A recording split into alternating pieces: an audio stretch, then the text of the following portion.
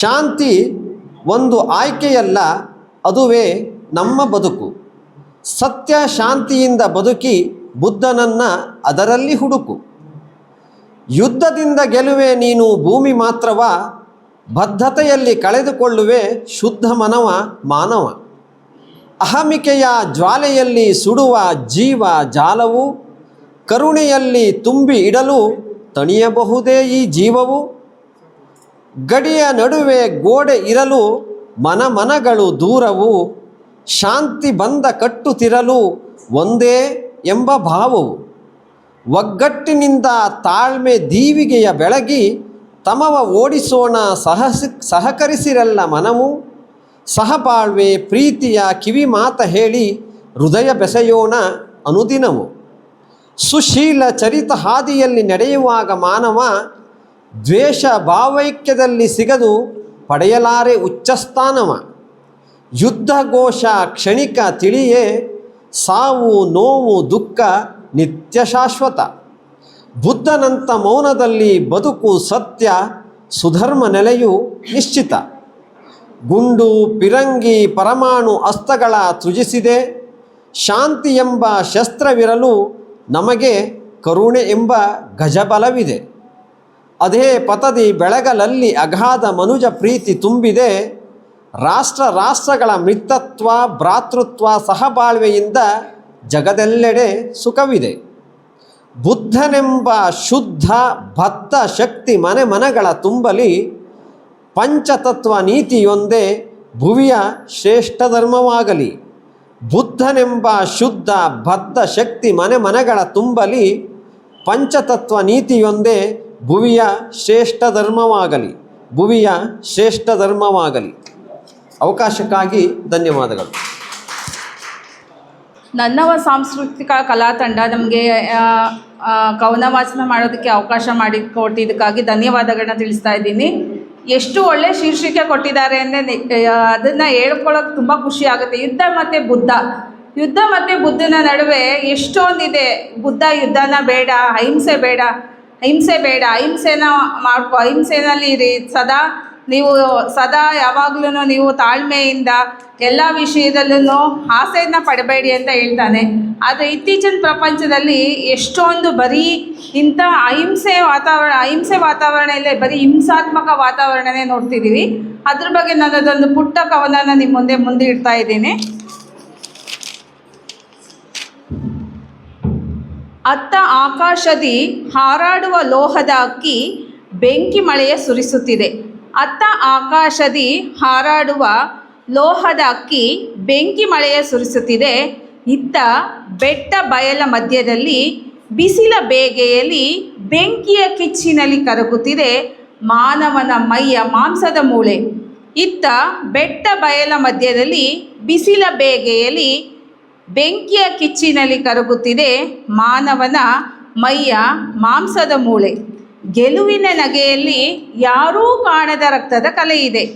ಗೆಲುವಿನ ನಗೆಯಲ್ಲಿ ಯಾರೂ ಕಾಣದ ರಕ್ತದ ಕಲೆ ಇದೆ. ಯಾರಿಗಾಗಿ ಈ ಭೀಕರ ಸಮರ? ಯಾರಿಗಾಗಿ ಈ ಭೀಕರ ಸಮರ? ಇಲ್ಲಿ ಯಾರೂ ಉಳಿಯರು ಅಮರ, ಇಲ್ಲಿ ಯಾರೂ ಉಳಿಯರು ಅಮರ. ಕಲ್ಲು ಕಾಡಿನ ನಡುವೆ ನೂರಾರು ಕಂದಮ್ಮಗಳ ನರಳಾಟ. ಕಲ್ಲು ಕಾಡಿನ ನಡುವೆ ನೂರಾರು ಕಂದಮ್ಮಗಳ ನರಳಾಟ. ಹೆತ್ತ ಕರುಳು ನರಳುವ ಪರಿಪಾಠ ನೋಡಲಾರದ ಈ ಸ್ಥಿತಿ.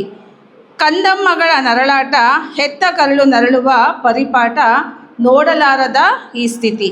ಅವರಿವರ ಗೆಲುವಿಗೆ ಬಲಿಯಾದವು ಅದೆಷ್ಟೋ ತಾಯಿಯ ಕರುಳ ಕುಡಿಗಳು.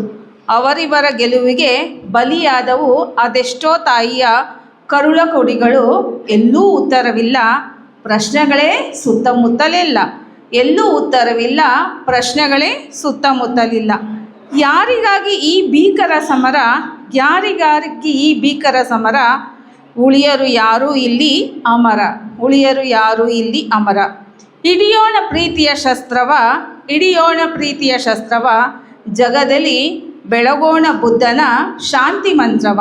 ಹಿಡಿಯೋಣ ಪ್ರೀತಿಯ ಶಸ್ತ್ರವ, ಜಗದಲ್ಲಿ ಬೆಳಗೋಣ ಬುದ್ಧನ ಶಾಂತಿಯ ಮಂತ್ರವ. ಧನ್ಯವಾದಗಳು. ಅವಕಾಶ ಮಾಡಿಕೊಟ್ಟಿದ್ದಕ್ಕೆ ಧನ್ಯವಾದಗಳು. ಯುದ್ಧ ಯುದ್ಧ ಬೇಡ ಅಂದರು ಬುದ್ಧ. ದುರಾಶೆಗಳ ಬೆನ್ನತ್ತದಿರಿ, ಸಮಾನತೆಯ ಬದುಕ ಮರೆಯದಿರಿ. ಬಡವ ಶ್ರೀಮಂತ ಮೇಲು ಕೀಳೆಂಬ ಭೇದವೇಕೆ, ಜಗತ್ತಿನ ಶಾಂತಿ ಬಯಸಿದರೂ ನೆಮ್ಮದಿಯ ಬದುಕಿಗೆ ಬೇಕು ಪ್ರಕೃತಿ. ದ್ವೇಷ ಅಸೂಯೆಗಳೇಕೆ, ಸಂತೋಷದ ಬದುಕಿಗೆ ಕುಂದಿಬಿಡಿ ದುರಾಶೆಗಳ. ನಾನು ಎಂಬುದು ಅಹಂಕಾರ, ನನ್ನಿಂದಲೇ ಎಂಬುದು ಭ್ರಮೆ. ಖಡ್ಗಲೇಕೆ ಬದುಕಿಗೆ, ಪ್ರೀತಿ ಹೊಂದಿದ್ದರೆ ಸಾಕಲ್ಲವೇ. ಕ್ಷಮಿಸುವ ಗುಣ ಬೆಳೆಸೋಣ, ಶತ್ರುಗಳ ಪ್ರೀತಿಯಿಂದ ಗೆಲ್ಲೋಣ. ಅಜ್ಞಾನದ ಕತ್ತಲೆಯ ತೊರೆಯೋಣ, ಜ್ಞಾನದ ಬೆಳಕು ಪಡೆಯೋಣ. ವಂದನೆಗಳು. ಈಗ ಜ್ಯೋತಿ ಸೋಮರಾಜ್ ಮತ್ತು ಸುರೇಶ್ ಇವರಿಬ್ಬರು ಅಣ್ಣ ತಂಗಿ ಥರ ಕಾಣ್ತಾರೆ. ಇವರಿಬ್ಬರು ಅಪ್ಪ ಮಗಳು. ಇವರಿಬ್ಬರು ಸೇರಿ ಒಂದು ಕವಿತೆಯನ್ನು ಪ್ರಸ್ತುತಪಡಿಸ್ತಾರೆ. ಇವತ್ತಿನ ವಿಶೇಷತೆ ಆಗುತ್ತೆ ಅಂದ್ಕೊಂಡಿದ್ದೀನಿ. ಜೊತೆಗೆ ಇವರಿಬ್ಬರು ಕೂಡ ಟೀಚರ್. ಇವರಿಬ್ಬರು ಒಂದೇ ಕವಿತೆಯನ್ನು ಪ್ರಸ್ತುತಪಡಿಸ್ತಿದ್ದಾರೆ. ಇದೊಂದು ಹೊಸ ಪ್ರಯತ್ನ. ಒಂದು ಜೋರಾಗಿ ಚಪ್ಪಾಳೆ ಬರಲಿ. ನನ್ನ ಹೆಸರು ಸುರೇಶ್ ಅಂತ, ಸರ್ಕಾರಿ ಪಾಲಿಟೆಕ್ನಿಕ್ ಕೊಳ್ಳೇಗಾಲದಲ್ಲಿ ಕನ್ನಡ ಲೆಕ್ಚರ್ ಆಗಿ ವರ್ಕ್ ಮಾಡ್ತಿದ್ದೀನಿ. ಈಕೆ ನನ್ನ ಮಾನಸ ಪುತ್ರಿ. ಎಲ್ಲರಿಗೂ ನಮಸ್ಕಾರ. ನಾನು ಜ್ಯೋತಿ. ನಂಜನಗೂಡಿನ ವಿಸ್ಡಮ್ ಶಾಲೆಯಲ್ಲಿ ಶಿಕ್ಷಕಿಯಾಗಿ ಕಾರ್ಯನಿರ್ವಹಿಸ್ತಾ ಇದ್ದೀನಿ. ನಮ್ಮ ಕವಿತೆಯ ಶೀರ್ಷಿಕೆ ಬುದ್ಧ, ಯುದ್ಧ, ಶಾಂತಿ. ಬುದ್ಧನ ಶಾಂತಿ ಮತ್ತು ಅಹಿಂಸಾ ತತ್ವಗಳು ಇಂದಿನ ಸಂಘರ್ಷದ ಪರಿಸ್ಥಿತಿಗೆ ತದ್ವಿರುದ್ಧಗಳು.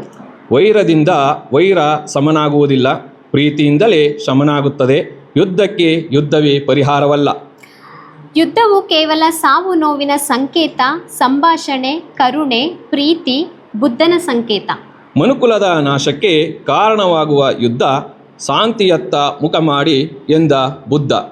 ಕದನಕ್ಕೆ ಹಾಕಬೇಕಿದೆ ಅನಿವಾರ್ಯ ವಿರಾಮ, ಆಗಬೇಕಿದೆ ಶಾಂತಿ ಮಾತುಕತೆಯ ಸಂಗ್ರಾಮ. ಯುದ್ಧ ಬೇಡ, ಬುದ್ಧ ಬೇಕು. ಅಹಿಂಸಾ ಧರ್ಮ ಬೇಕು. ಶಾಂತಿ, ಸಹಬಾಳ್ವೆ, ಸಮಾನತೆ, ಕರುಣೆ ಸಾರಬೇಕು. ಇವು ನಮ್ಮ ಬದುಕಿನ ಅದಮ್ಯ ದಾರಿಯಾಗಬೇಕು. ಶಾಂತಿಗಾಗಿ ಕ್ರಾಂತಿ ಎಸಗಿ ತಾತ್ಕಾಲಿಕ ಜಯ ಗಳಿಸಿ, ಉಗ್ರವಾದ ಭಯೋತ್ಪಾದನೆ ಬೇರು ಸಹಿತ ಅಳಿಸಿ. ಗೆಲ್ಲಬೇಕಿದೆ ಎಲ್ಲರನ್ನೂ ಬುದ್ಧ ಹೇಳಿಕೊಟ್ಟ ಪ್ರೀತಿ. ಯುದ್ಧದ ಬದಲು ಅನುಸರಿಸೋಣ ಬುದ್ಧನ ನೀತಿ. ಧನ್ಯವಾದಗಳು. ಜ್ಯೋತಿ ಮತ್ತು ಸೋಮರಾಜು ಹಾಗೂ ಸುರೇಶ್ ಅವರಿಗೆ ಪ್ರೀತಿಯ ಧನ್ಯವಾದಗಳು. ನನ್ನವ್ವ ಸಾಂಸ್ಕೃತಿಕ ಕಲಾ ತಂಡದಿಂದ ಅದ್ಭುತವಾದ ಒಂದು ಕವಿತೆಯನ್ನು ವಾಚನ ಮಾಡಿದ್ದೀರ. ಚೆನ್ನಾಗಿದೆ ಸರ್. ಜೋಡಿ ಕವಿತೆ ಅಂತ ಇದೆ ಹೆಸರು. ಈಗ ನಮ್ಮ ಪ್ರೀತಿಯ ವಿದ್ಯಾರ್ಥಿ